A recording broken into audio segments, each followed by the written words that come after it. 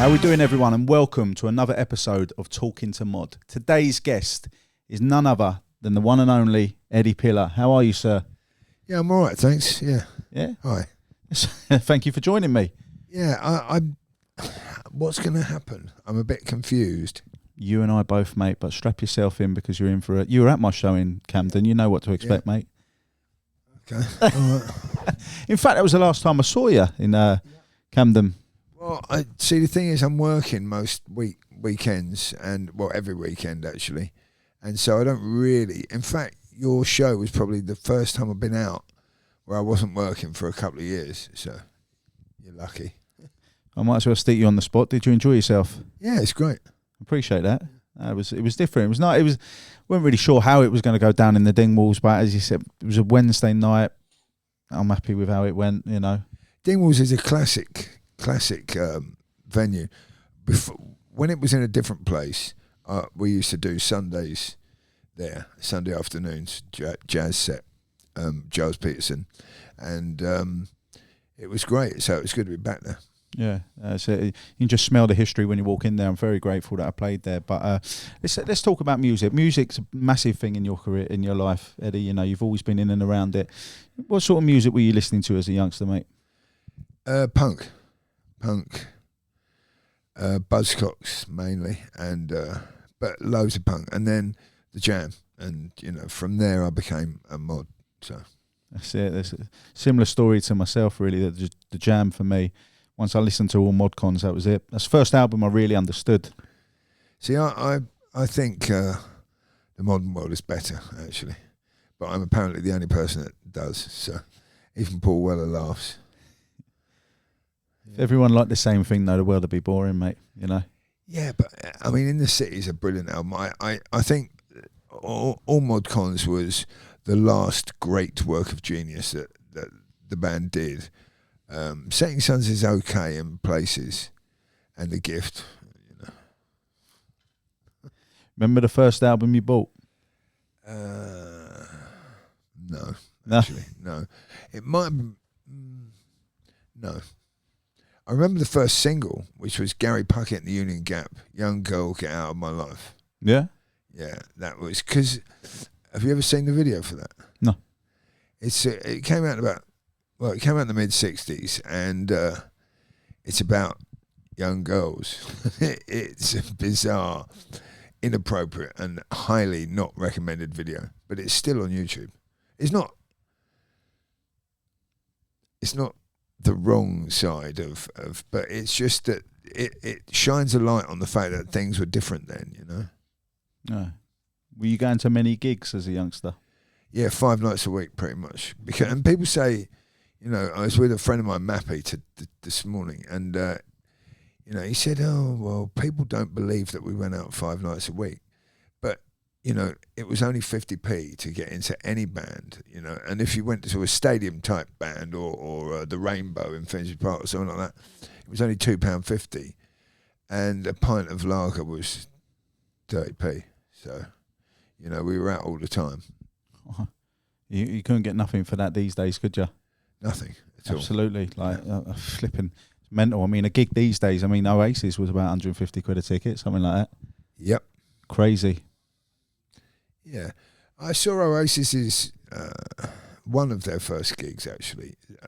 I was, Jamiroquai was still starting off, and he was playing at the Phoenix Festival, and someone said, you got to come and see this mod band in the other room, in the NME room, I think it was. And I went along, and they were really, you know, fantastic. And they were mods, you know. Mm. You know, loads of people say, oh, no, they weren't mods. They were mods, so. I know, they're class, absolutely class. So would you say as a kid then, it was mainly going around shopping in and around London, getting your records and going to gigs all the time? Yeah, that's pretty much all we did. I got a scooter when I was 15, a Vespa 90, and I got around on that. I didn't even know you had to have insurance and MOT at the time, and I found out, but I never got pulled up by the old bill. At 17, I traded it in for a proper scooter, you know, because the Vespa 90 is not very fast. And you know, life was a whirlwind of going to clubs, pubs, football, and buying stuff in second-hand shops. And there were loads of second-hand shops. There were no like mod shops at the time.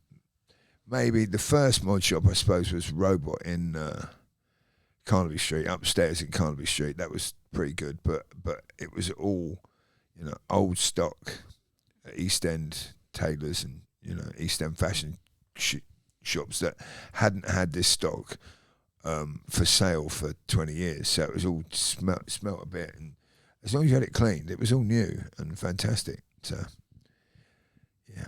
I think I got my first Parker. I got an M65 from a charity shop in Brighton when I was a kid. Did it have the name Sting written in? Actually, Sting. I wrote a documentary on Quadrophenia, and Sting came to and I thought he'd be a dick. You know, I really thought Sting would be horrible because I used to like the Police actually before the Jam, and you know, and then I met him, and him and Trudy Styler were absolutely fantastic. I couldn't believe it. He paid $45,000 for Jimmy's Parker, which was, I think, not even the real Phil Daniels Parker, and but he just paid it because he could, and then he gave it away. That's insane. Yeah, great bloke. I met most of the cast from Quadrophenia because I did like when they did the 40th anniversary, they did a Q&A in Coventry, and they got me to host it. And Sting's the only one from the film I've never met, but I've heard some good things about him. Apparently, as you just mentioned as well, he's not how you would expect him to come across. The only one I haven't met is Ray. What's his name? Oh, the Rocker. Yeah, he was in.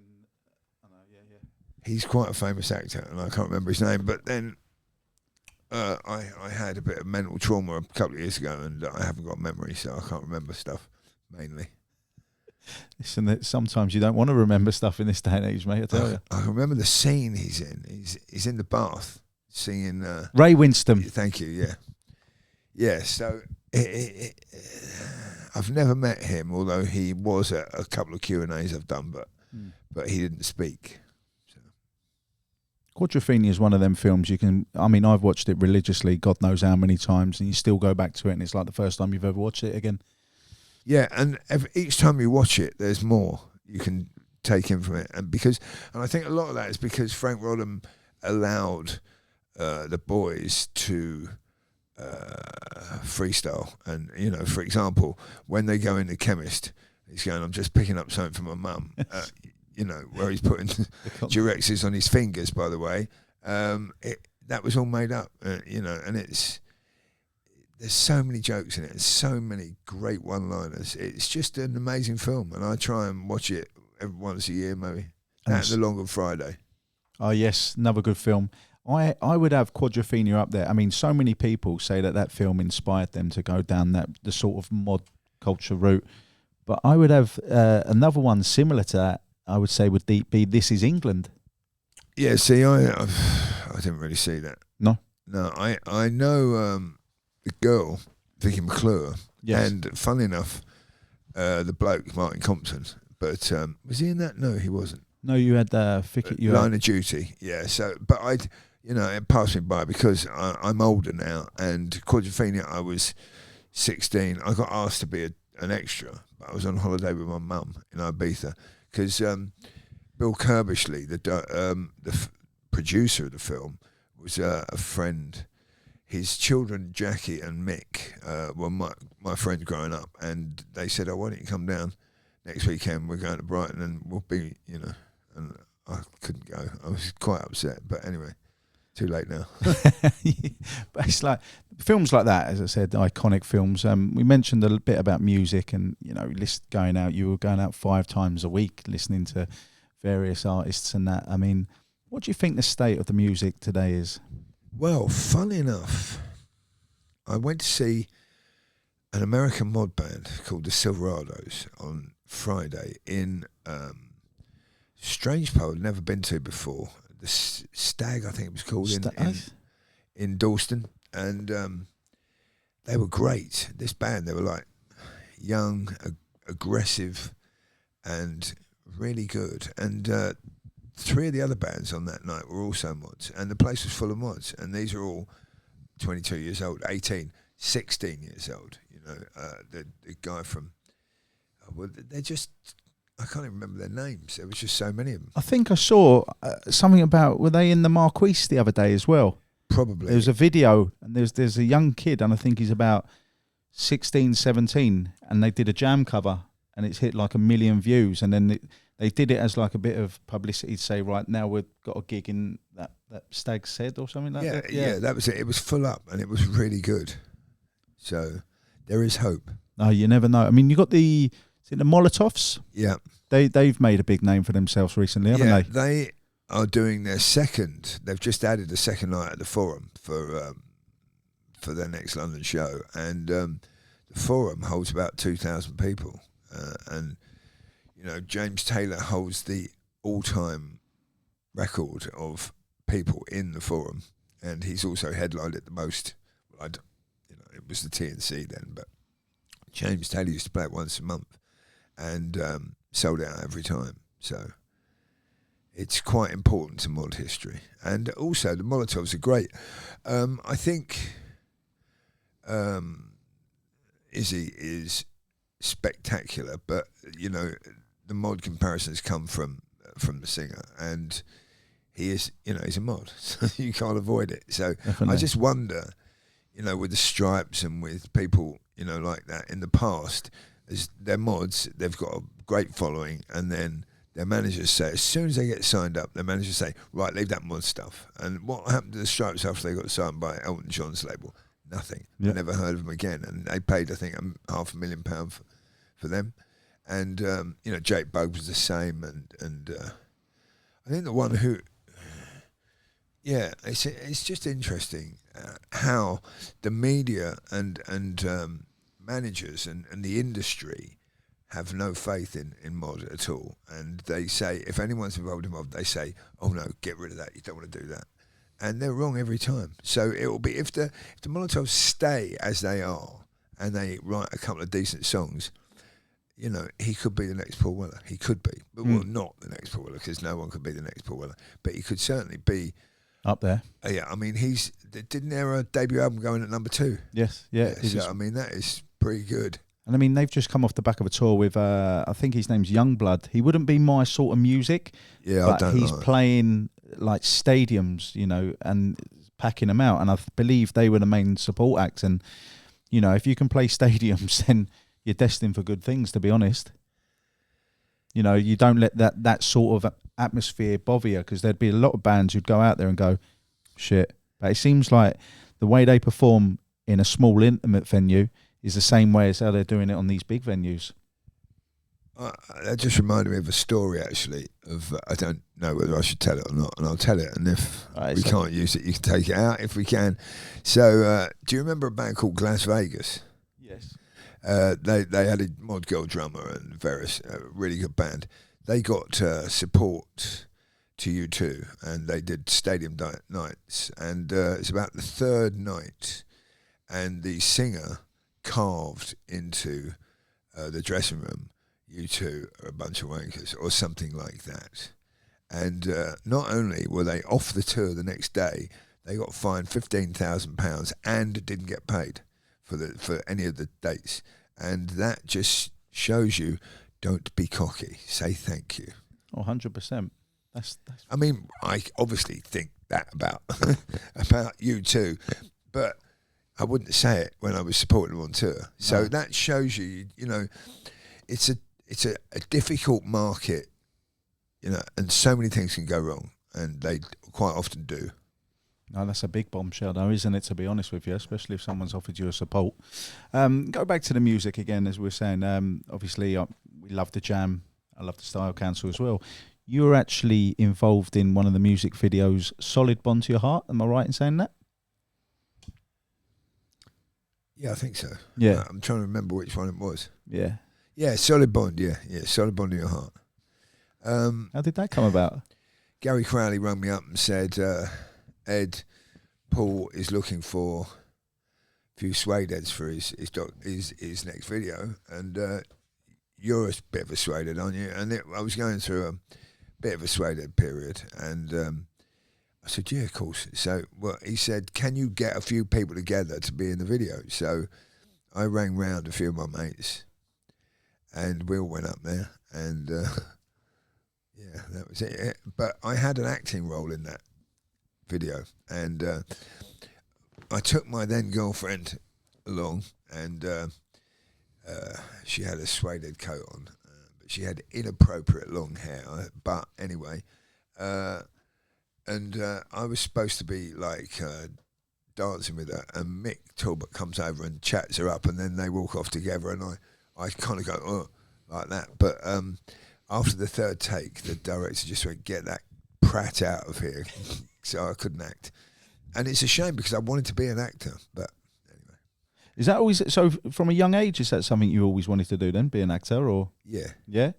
Well, I was in the school play, and it did very well. It was a play written by Robert Bolt, who wrote Man in Winter and Man for All Seasons and stuff like that. And he came to see me in this play that he wrote, and he said, you're very good. You should. And so I'm like, yeah. And then the next play I was cast in, I got chicken pox, and then I discovered the jam. So, you know, you can't be in a play with chicken pox, especially if you have chicken pox when you're 15. It's not very comfortable. It's not a good look, is it? It's not. And so, and then, you know, it went, and I just fell in love with music. Let's talk about acid jazz then, if you don't mind. How did that all come about? Well, I got quite bored of the of the mod scene, and I was managing James Taylor from the James Taylor Quartet, and he was in the Prisoners, who split up quite acrimoniously, I think, and I just had a vision. I could see this great organ band like Jimmy Smith and Jimmy McGriff doing, you know, mod tracks. And so I asked James, and he said, yeah, he'd put a band together, but he had no real faith in it, and he did it, and he moved to Sweden.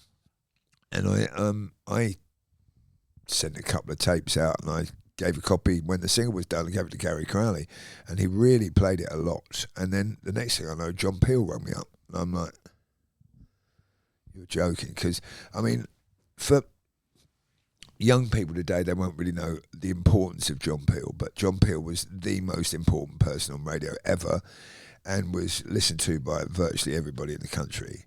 It was very left field, and getting a session was, you know, a big thing. And he said, does James want to do a session? I said, yeah, of course. Now, I lied, because he didn't have a band, and he wasn't even in the country. He was living in Sweden. And I phoned him up and said, you know, John Peel wants you to do a session. And he went, oh, that'd be ridiculous. I'm staying in Sweden. So it took, and John Peel was phoning me a couple of times going, James Taylor, can he do, oh, and he can't do that day. Oh, sorry.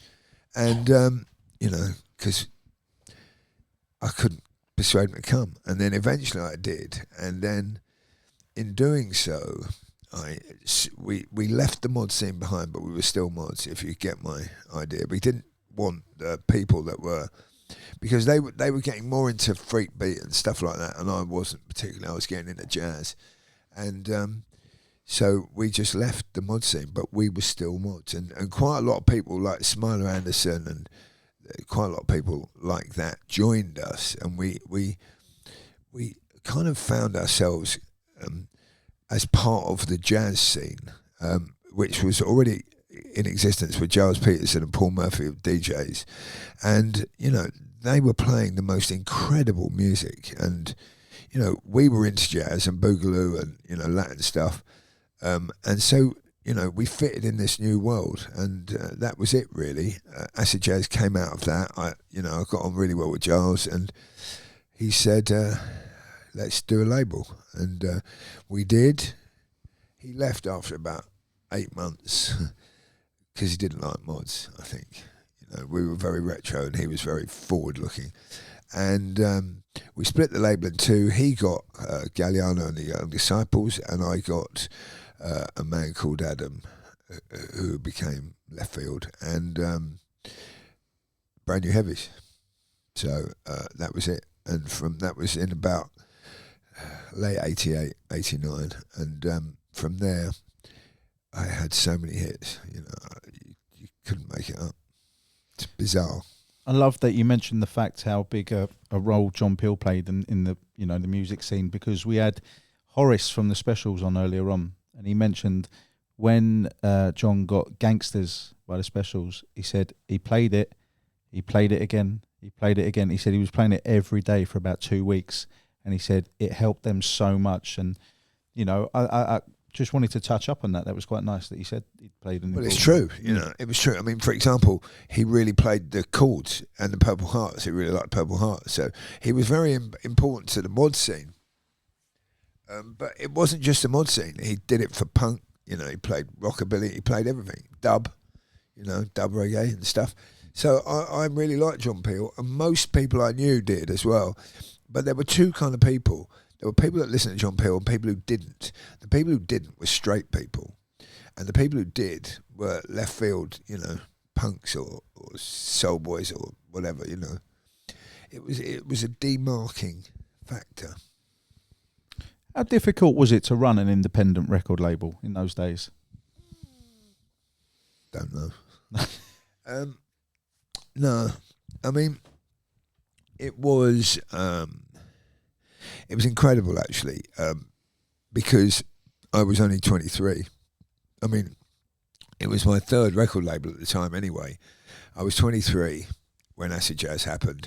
By the time I was 24, we'd had hit records, and I'm making it up as I'm going along. I didn't employ anyone until 5 years later that was actually older than me. I employed just kids because I didn't know what to do. I didn't know about cash flow, didn't know about anything, and I just think we worked out as we went along. Was there a moment when you thought, hold on, we're doing something really special here? No. Well, I think so when I signed Jamiroquai, right, and all the majors in the UK turned him down, and I got the deal done in America and the Americans just said, he's a black kid, yeah. He's black. No, he's not. He's a white kid. What do you mean he's a white kid?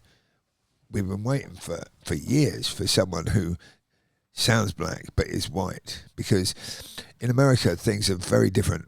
They're not now, but in the time, and this is 1991, I think things are very different racially, and the American charts there were two charts. There was an R&B chart, and there was a pop chart, and Jay could straddle the pair of them, and you wouldn't know what you were getting. So they bit my hand off, and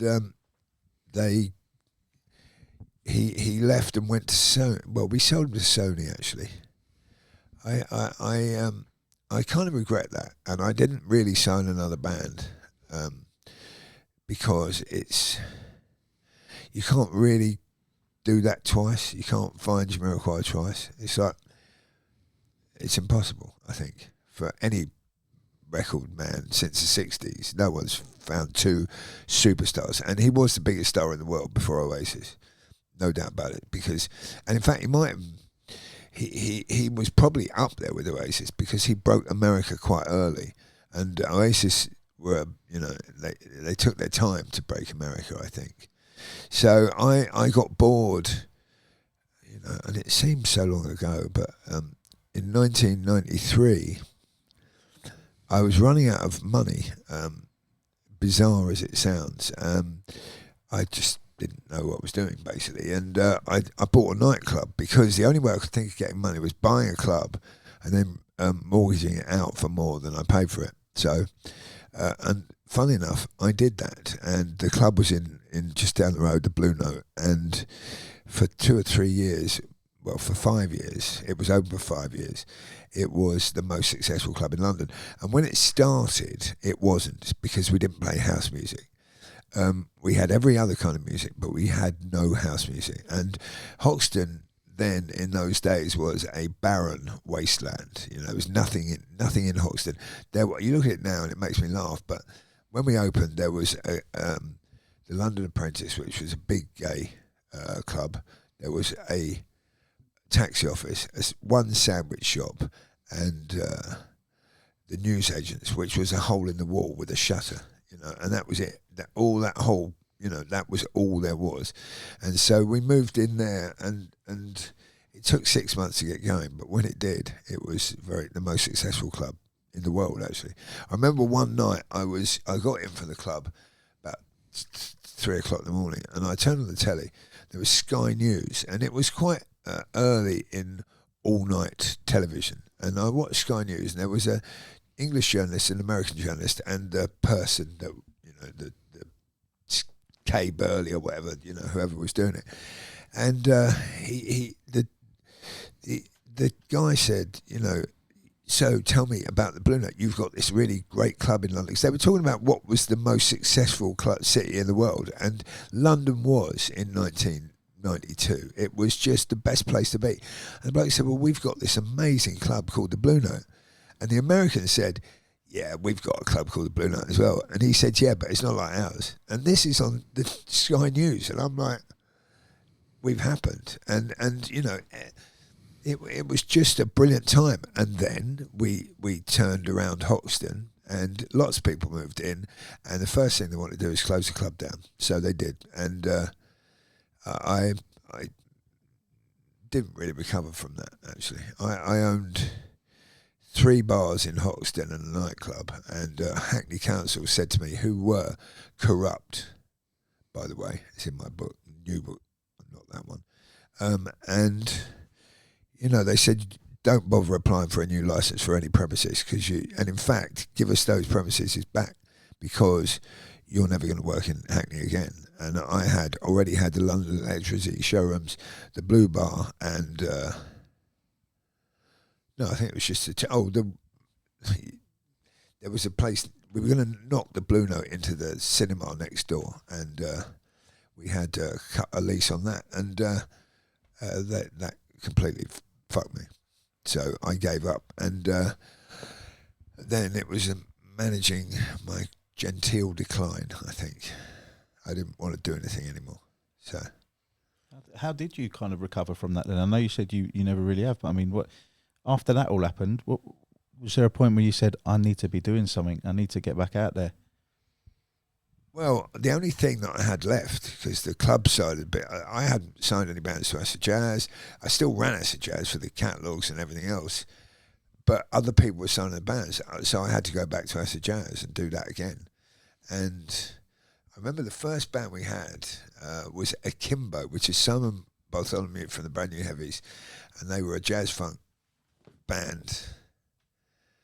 And we filmed the video, and then suddenly I'm back into it, and then I started doing it again. Was there any bands or artists out there that you wish you signed for Acid Jazz? There was Gil Scott-Heron, I think, was the main one that I wished I'd signed. I had him signed to the label, but we couldn't afford to sign him for the world. So we did a deal. I can't remember the name of the label now. American label. We did a deal. We had Europe and Japan, and they had America and South America. And I've done a few demos with Gil in my studio, and the contract, we had the contract, and when he brought it back to me, and I mean, he was quite out of it a lot of the time, so basically, where it had Acid Jazz Records for UK and Europe, they just crossed that out, and he'd signed the deal, but we didn't have any of it, and I'd already recorded some stuff, and you know, I was into that, you know, spending a lot of time in LA and London doing that, and I was pretty pissed off, actually. The label was 9 Inch Nails' label, but that's all I remember. I can look it up for the book, but yeah, that really pissed me off, actually. Yeah, I can imagine. Yeah. You're always keeping yourself busy and doing different projects and stuff like that. And in 2010, you started the Modcast with Sarah Bolshe. Yeah. And some of the guests you've had on there, to name a few: Bradley Wiggins, Martin Freeman, Steve Craddock. You know, that's some household names there. I mean, you can't go wrong. You started off, was it monthly and then ended up being weekly? Yeah, I mean, it started off being a round table chat show with Johnny Owen and Dean Rutland, and you know, I used to write a script, and just like you've got there, and you know, and then I found it was better because it was very funny as well at the beginning, and then so I found it better and easier not to have a script and just to, you know, flow. And then what killed it really was lockdown, because lockdown meant that, you know, I had to broadcast on my own, and so I ended up doing quite a lot of single interviews, one-on-one interviews, which was great, but it kind of lost that anarchic, humorous edge, which is a shame. But then, you know, Sarah, you know, pushed us towards doing events, and that's why you're coming to our event. Yeah.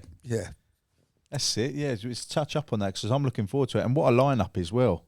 Yeah, it's really good. And isn't it ironic that James Taylor is, you know, headlining, and he's my first proper successful act. It's fantastic as well. We did it last year. It's really so. What happened? We were going to Mallorca, doing it in Spain, and basically the police and the people in Spain hate the English people. It was in Mallorca, and we were getting the police coming and checking with their DB monitors to see how loud it was. No, it's too loud. It got to the stage where we couldn't hear the music in the bar, and then when some of our crowd were like in the capital, Palma, and we're getting water pistols fired at them by angry, get out of our country kind of people, I just thought, it's bollocks, you know. And we had a few Italians coming, and they said, why don't you do it in Italy? And I was like, oh, I don't really want to get involved in doing anything else at my age. And, you know, Sarah said, no, we should do it in Italy. And we did, and it is fantastic. Rimini, it's Gabici and Cattolica, which is a small kind of double town, you know, split by a canal up the centre of it. And it's so cheap. It's much cheaper than the Balearics, and the food is fantastic, and the bands of DJs, it's fantastic. Magician, yeah. Hey. Well, you know, we had last year, we had Steve First, who came as Lenny Beige, and we had a cabaret night, because, you know, people are getting older and they just want to be entertained. They can't really have 4 club nights on the bank, you know. 4 club nights in a row would kill most of us. So we thought, well, we'll do a cabaret, and he was so funny. So now we've expanded it. We've got Miguel from the Cuban Brothers and you. So it should be, and Trevor Laird, yes. yeah, who was from Quadrophenia, and it should be good fun. We've got some Q&As from you know, an Italian author and other things. So fingers crossed it'll be. And I just hope the weather holds out, you know, because Italy, yeah, it's fantastic. Sorry. I've never cut that off if you like. I've never been to Italy before, so it's going to be my first time going there. And the food. I love food. I mean, look at the size of me now. I love my food.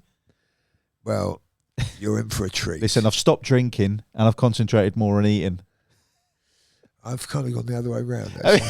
I've stopped eating. I'm just drinking. But yeah, it looks like fantastic. I mean, 4 days. What, like as you said, partying for 4 days, but there's other things there. There's something for everyone really at this event, isn't there? So on the Saturday afternoon, we go up to there's Gabici. There's 2 towns in Gabici. Gabici Mare, which is Gabici on the sea, and Gabici Monte, which is Gabici in the mountain.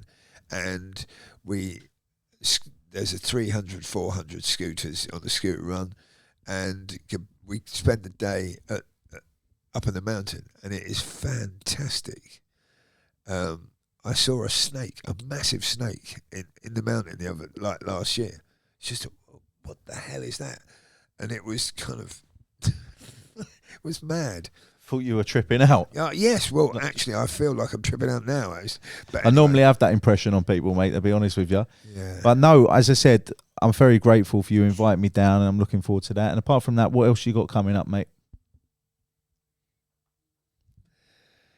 Where'd you start? I mean, as I said, I DJ a lot, and I've got, we tend to have cut down on gigs in the UK because there is so much going on, which I DJ at. So there's no need for me to promote gigs because we still do 2 at the Singer Tavern.